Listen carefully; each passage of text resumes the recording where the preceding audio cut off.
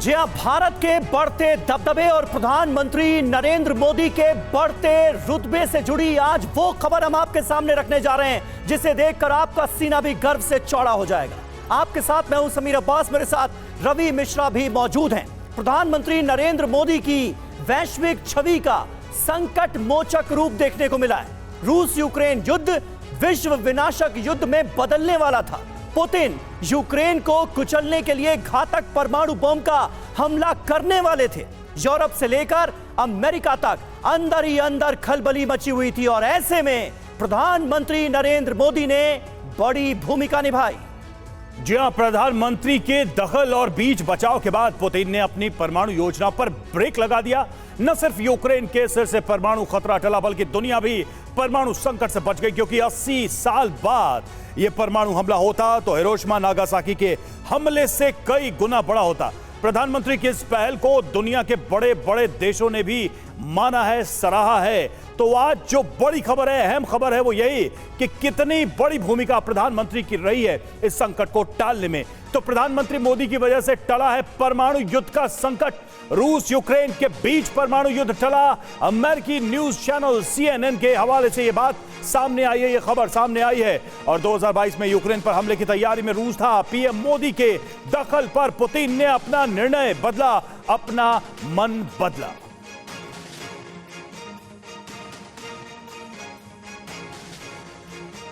तो देखिए, ये अपने आप में बहुत बड़ी खबर है। आखिर कैसे प्रधानमंत्री दुनिया के संकट मोचक बने, ये आपको बताते हैं। और इसीलिए विश्व रक्षक कहा जा रहा है प्रधानमंत्री मोदी को। परमाणु बम के खिलाफ सुरक्षा कवच कैसे सामने आया, ये आप देखिए। साल 2022 प्लान क्या था? पुतिन यूक्रेन पर परमाणु हमले पर गंभीरता से विचार कर रहे थे। परमाणु अटैक के बारे में बहुत सीरियसली सोचा जा रहा था। यह हमला कैसे होता? पुतिन टैक्टिकल या बैटलफील्ड न्यूक्लियर हथियार से हमला करते, ये योजना थी। और ऐसे में किसने बचाई दुनिया? प्रधानमंत्री मोदी ने बातचीत के जरिए पुतिन का गुस्सा शांत किया और परमाणु युद्ध टल गया। परमाणु युद्ध को टालना यह अपने आप में कोई मामूली बात नहीं थी। प्रधानमंत्री के बीच बचाव के बाद पुतिन ने अपना मन बदला। CNN के हवाले से यह बहुत बड़ी खबर सामने आई है जो कि सीधे सीधे कहानी बयां कर रही है भारत के बढ़ते रुतबे की। हमारे साथ कुछ खास मेहमान मौजूद हैं। योगेश गुप्ता, पूर्व राजदूत, हमें ज्वाइन कर रहे हैं। AVM OP तिवारी साहब हमारे साथ मौजूद हैं और मेजर जनरल VK दत्ता साहब भी हमारे साथ मौजूद हैं। निनाद सेठ रक्षा पत्रकार हैं, वो भी हमारे साथ मौजूद हैं। सबसे पहले निनाद जी, शुरुआत आपसे ही करूंगा क्योंकि CNN के हवाले से अमेरिकी अधिकारियों को सोर्स बताते हुए यह जो खबर सामने आई है, क्योंकि मुझे याद आता है उन दिनों लगातार हम इस बात की चर्चा कर रहे थे कि रूस यूक्रेन युद्ध में कभी भी परमाणु हथियार का इस्तेमाल किया जा सकता है रशिया की तरफ से। और अब यह खबर सामने आ रही है कि एक बड़े वैश्विक नेता के तौर पर प्रधानमंत्री नरेंद्र मोदी ने यह हमला रुकवाया। कैसे देखते हैं आप? मेरे को 3 फैक्टर लगते हैं। पहला तो जब आप किसी से बातचीत करते हैं, नेगोशिएट करते हैं, तो 3 चीज़ें चाहिए होती है।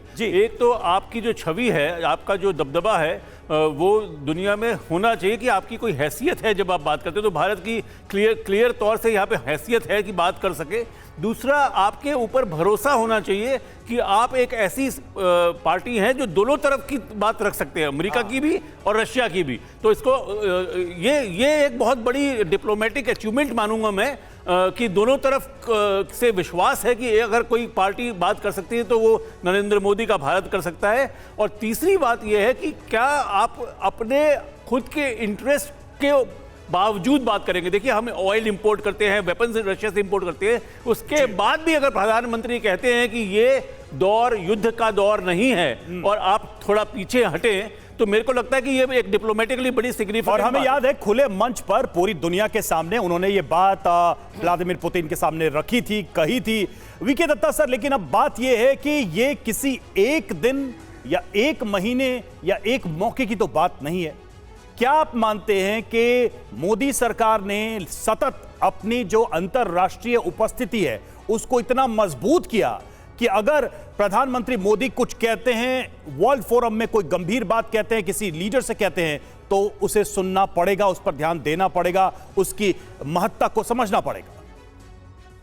बिल्कुल सही है। आज के दिन में जो हमारे प्रधानमंत्री साहब ने इंटरनेशनल छवि बनाई है, जिस प्रकार इंटरनेशनल अफेयर्स में उन्होंने अपना पक्ष, अपना एडवाइस रखा है सबके लिए, पूरी दुनिया उसको आज के दिन में मानती है।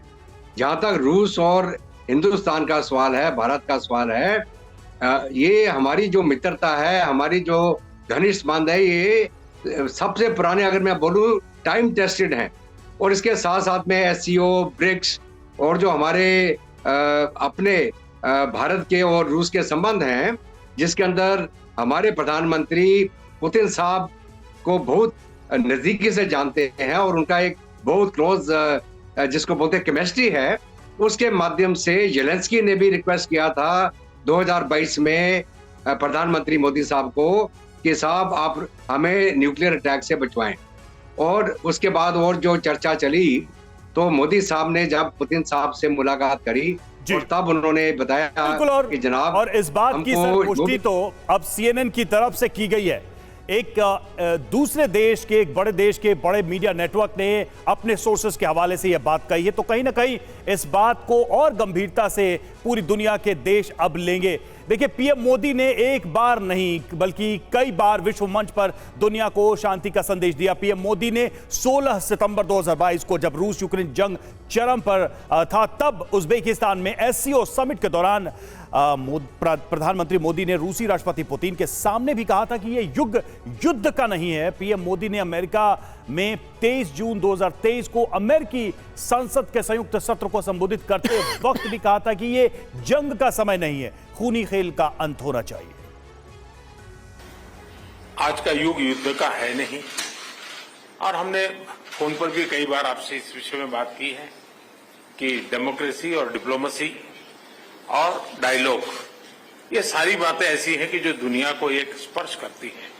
आने वाले दिनों में शांति के रास्ते पर हम कैसे बढ़ सके, उसके विषय में जरूर आज हमें चर्चा करने का मौका मिलेगा। As I have said directly and publicly, this is not an era of war.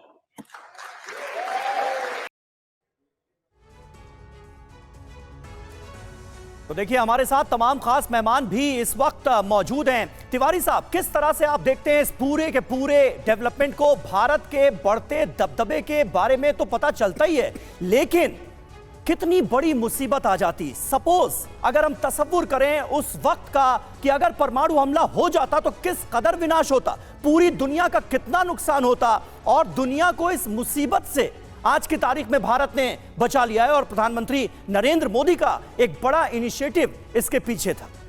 Sameer, इस बात से पूरा सहमत हूँ। अगर ये अटैक हो जाता, भले टैक्टिकल होता है या लोकलाइज होता है, इसका असर बहुत ही घातक और बहुत ही बुरा परिणाम पड़ता, और किस शेप में जाता है इसकी कल्पना करना बड़ा मुश्किल थे।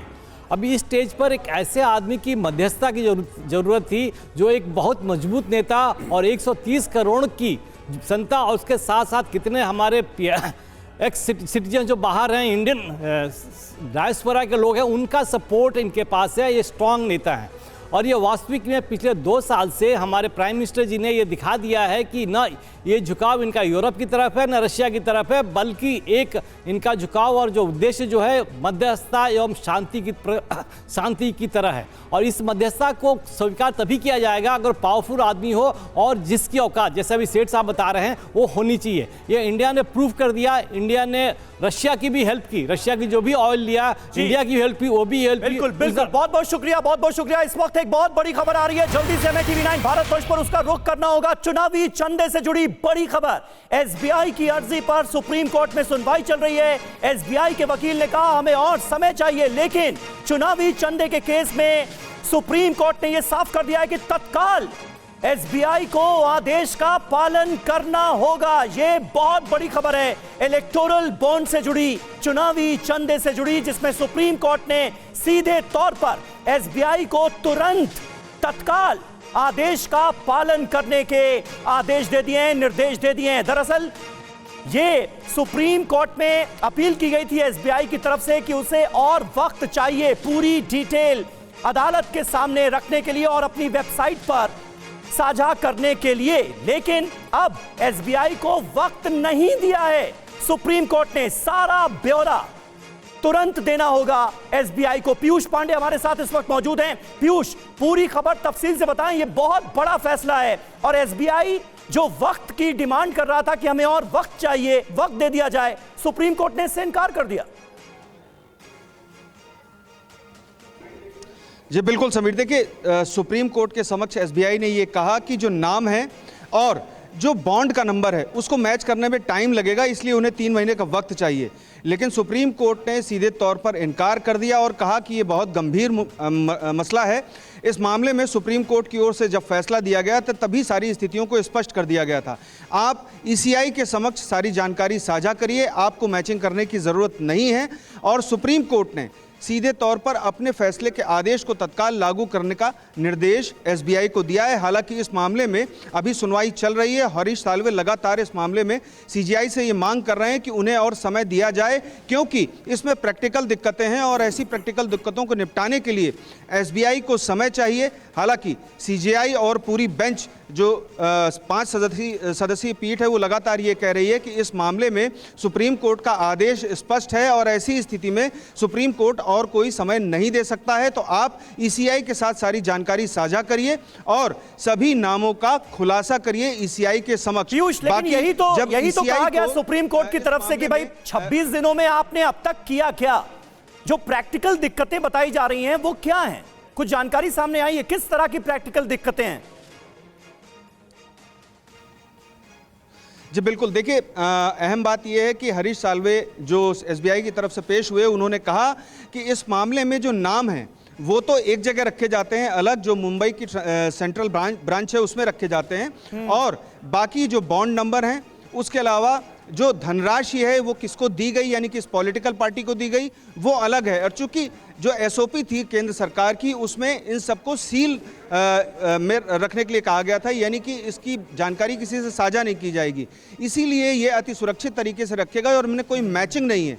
यानी कि अगर ईसीआई को, चुनाव आयोग को, एसबीआई को जानकारी साझा करनी होगी तो नाम के साथ में बॉन्ड नंबर किस नाम का है और उस बॉन्ड नंबर को किस पॉलिटिकल पार्टी को दिया गया ये भी साझा करना।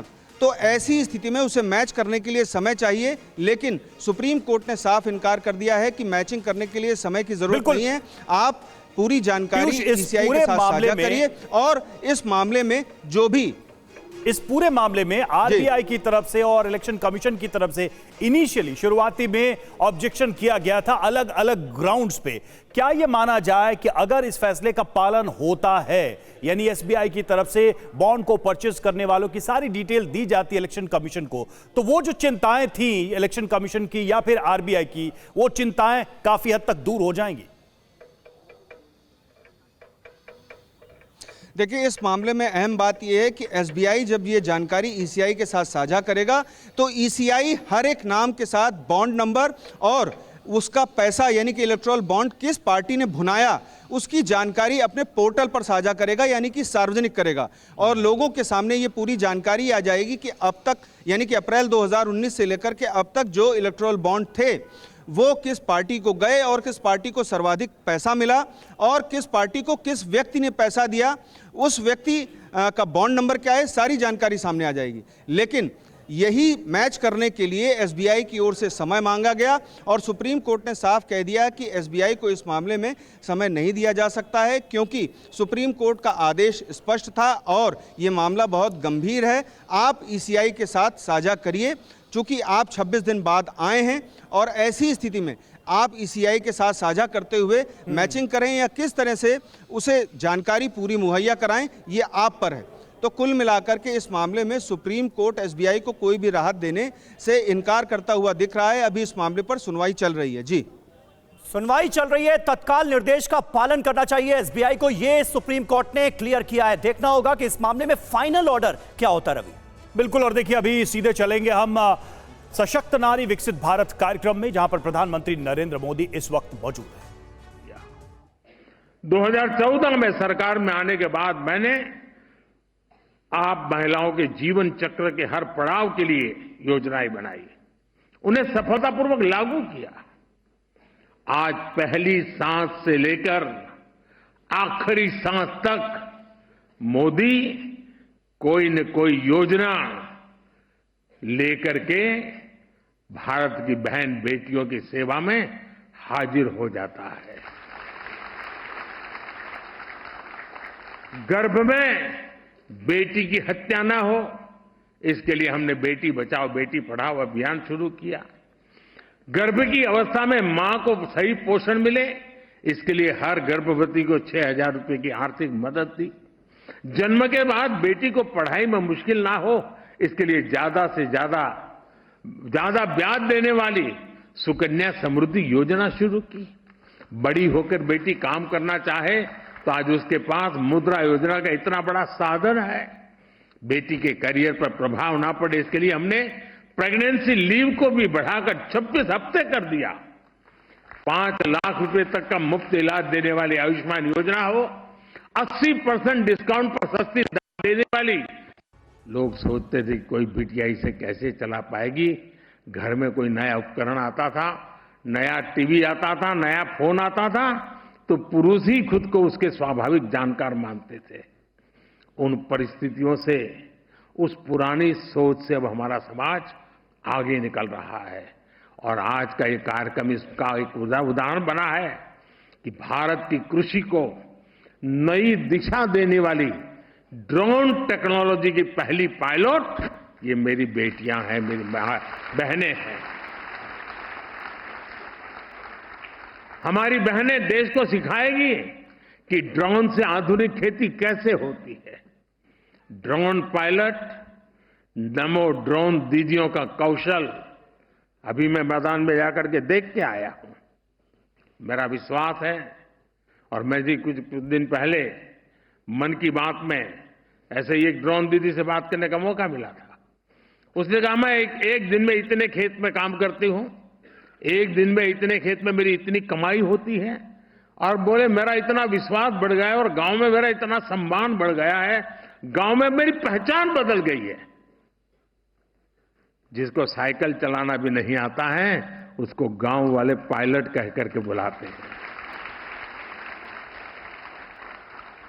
मेरा विश्वास है देश की नारी शक्ति 21वीं सदी के भारत की तकनीकी क्रांति का नेतृत्व दे सकती है।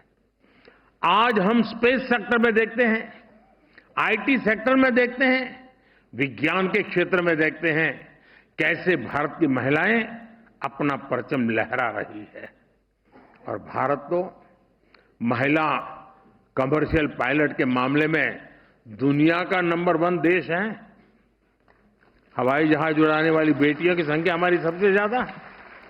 आसमान में कमर्शियल फ्लाइट हो या खेती किसानी में ड्रोन्स, भारत की बेटियां कहीं भी किसी से भी पीछे नहीं है। और इस बार तो 26 जनवरी आपने देखा होगा टीवी पे, 26 जनवरी के कार्यक्रम में कर्तव्य पथ पर सारा हिंदुस्तान देख रहा था।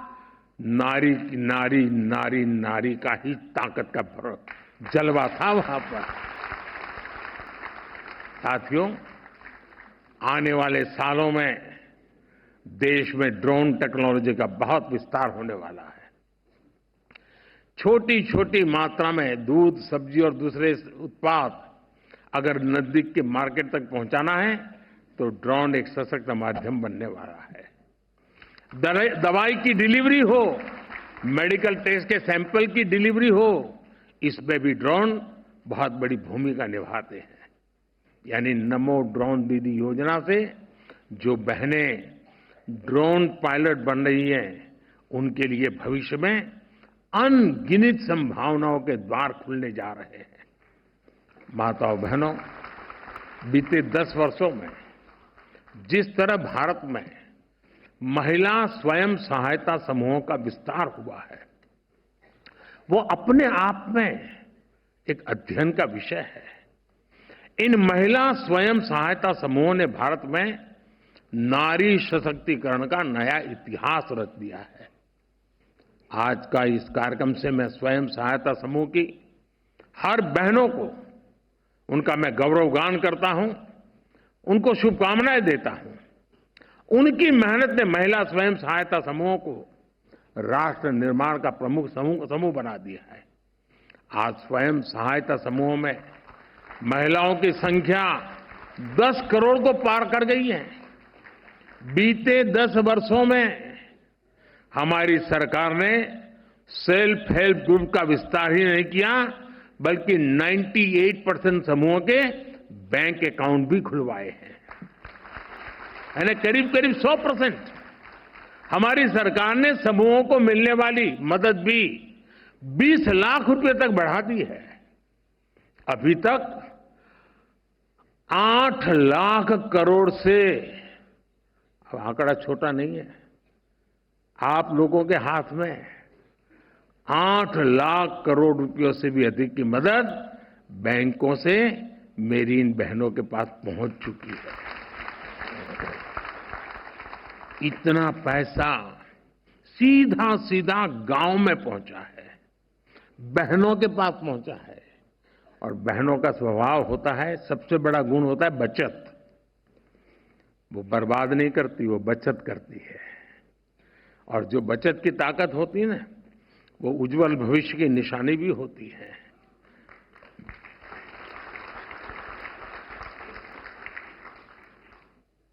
और मैं जब भी इन दीदियों से बात करता हूं, ऐसी ऐसी नई नई चीजें बताती है वो, उनका आत्मविश्वास बताता है। यानी सामान्य मानवी कल्पना नहीं कर सकता है। और जो इतने बड़े स्तर पर गांव में आजकल जो सड़कें बनी हैं, हाईवे बने हैं, इसका लाभ भी इन समूहों को हुआ है। अब लखपति दीदियां अपने उत्पादों को शहर में जाकर आसानी से बेच पा रही है। बेहतर कनेक्टिविटी की वजह से शहर के लोग भी अब गांव में जाकर इन समूहों से सीधी खरीद करने लगे हैं। ऐसे ही कारणों से बीते 5 वर्षों में सेल्फ हेल्प ग्रुप के सदस्यों की आय में 3 गुना की वृद्धि हुई है। साथियों, जिन बहनों को उनके सपनों को, आकांक्षाओं को सीमित कर दिया गया था, आज वे राष्ट्र निर्माण में अपनी भूमिका का विस्तार कर रही हैं।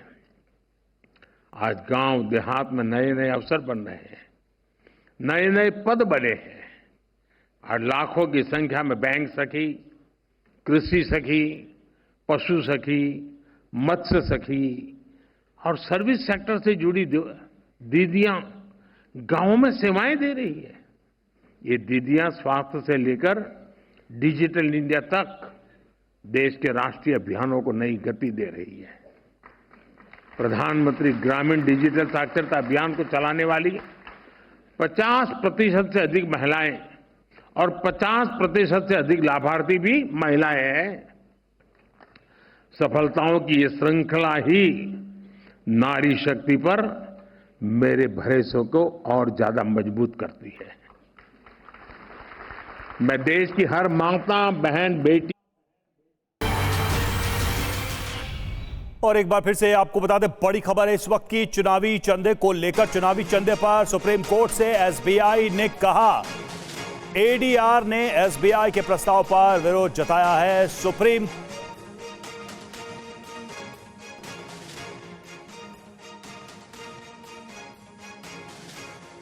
तो देखिए, बड़ी खबर इस वक्त की आपको एक बार फिर बताते हैं। चुनावी चंदे पर सुप्रीम कोर्ट से एसबीआई ने क्या कहा, 2-3 हफ्ते में बॉन्ड की डिटेल दे देंगे। ये देखिए, एसबीआई की तरफ से कहा गया है। ये बड़ी अहम जानकारियां सामने आ रही हैं। एसबीआई ने कहा कि बॉन्ड नंबर, नाम और कितने का बॉन्ड है, ये 2-3 हफ्ते में हम इलेक्शन कमीशन को मुहैया करा देंगे। किस पार्टी को दिया गया, ये भी 3 सप्ताह में जानकारी मुहैया करा देंगे, ये कहा गया है एसबीआई की तरफ से। सुप्रीम कोर्ट ने आज की सुनवाई के दौरान एसबीआई से पूछा कि 26 दिन में आपने किया क्या। एसबीआई ने कहा पूरी जानकारी देने के लिए हमें वक्त चाहिए। ईसी को पूरा ब्यौरा देने में 2 से 3 हफ्ते लगेंगे। 2 से 3 हफ्ते में हम पूरा ब्यौरा इलेक्शन कमीशन ऑफ इंडिया को दे देंगे। फिलहाल सुनवाई जारी है और देखना है कि इस मामले में फाइनल ऑर्डर रवि क्या आता है, क्योंकि सुप्रीम कोर्ट का रुख इस मामले में बहुत सख्त नजर आ रहा है। कहा गया है तत्काल निर्देश का पालन करें। बिल्कुल, देखिए चुनावी चंदे पर एक तरीके से एसबीआई ने जो मोहलत की मांग की थी वो अब नजर नहीं आ रही है कि वो उसकी संभावना है, क्योंकि सुप्रीम कोर्ट ने साफ तौर पे कहा कि तत्काल आप जानकारी दें और चुनाव आयोग को इस संबंध में पूरी डिटेल दें। और आपको बता दें कि एसबीआई ने भी ये कहा है कि 2 से 3 हफ्ते लगेंगे, इसमें हम चुनाव आयोग को सारा ब्यौरा दे देंगे। सवाल ये भी था कि इतने दिनों में ये आंकड़े क्यों नहीं जुटाए गए जिस मिलान की बात कही जा रही थी, यानी कि जो लोग बॉन्ड परचेस कर रहे थे और बॉन्ड की जो संख्या थी उनसे मिलान करने के लिए जो वक्त मांगा जा रहा था और खासकर जून तक के आखिर तक का वक्त मांगा गया था एसबीआई की तरफ से। लेकिन सुप्रीम कोर्ट एसबीआई की इस याचिका को लेकर सहमत नजर नहीं आया। तो बहरहाल बड़ी जानकारी यही है कि तत्काल इस पूरी डिटेल को मुहैया कराने के लिए कहा गया है एसबीआई को सुप्रीम कोर्ट की तरफ से, और एसबीआई का यह कहना है कि 2 से 3 हफ्ता लगेगा हमें इसकी डिटेल यानी कि इलेक्टोरल बॉन्ड्स की सारी डिटेल्स को तैयार कर सौंपने में। जी हां, एडीआर ने एसबीआई के प्रस्ताव पर आज की सुनवाई के दौरान विरोध जताया है, जिस पर सुप्रीम कोर्ट ने कहा है कि हम आदेश दे रहे हैं, बाद में एडीआर को सुना जाएगा। लेकिन चुनावी चंदे पर सुप्रीम कोर्ट से एसबीआई ने एक तरह की फिर मोहलत की डिमांड की है। पहले कहा गया था कि 30 जून तक का हमें वक्त चाहिए, अब एसबीआई की तरफ से कहा जा रहा है कि 2 से 3 हफ्ते में चंदे से जुड़ी पूरी जानकारी हम मुहैया करा देंगे। यानी इलेक्टोरल बॉन्ड किस कंपनी की तरफ से, किस व्यक्ति की तरफ से जारी हुए, वो इलेक्टोरल बॉन्ड कितने के थे, इसकी पूरी जानकारी और चंदे का पैसा जो है वो गया किस पार्टी के अकाउंट में है, इससे जुड़ी पूरी डिटेल का ब्यौरा दे दिया जाएगा। 2 से 3 हफ्ते का वक्त हमें फिर भी चाहिए। अब देखना यह है कि सीजीआई, जिनका रवैया बहुत सख्त नजर आ रहा है इस पूरे मामले में, सुप्रीम कोर्ट का रुख बहुत सख्त है, क्योंकि सुप्रीम कोर्ट ने एसबीआई से कहा है कि तत्काल निर्देश का पालन करें। आपने 26 दिन में अब तक किया क्या? ऐसे में सुप्रीम कोर्ट आज इस मामले में फैसला क्या देता है, ये बहुत अहम हो जाएगा। किस पार्टी को कितना चंदा मिला इसकी मोटी मोटी जानकारी तो है, लेकिन सबसे बड़ी चुनौती यह है कि किस व्यक्ति ने या किस संस्था ने इस बॉन्ड को परचेस करके पार्टी को डोनेट किया पैसा। सबसे बड़ी आपत्ति इसी बात को लेकर थी, क्योंकि यह जानकारी चुनाव आयोग के पास नहीं थी सार्वजनिक करने के लिए, और इस आदेश के बाद चुनाव आयोग के पास ये डिटेल्स देनी होगी एसबीआई को।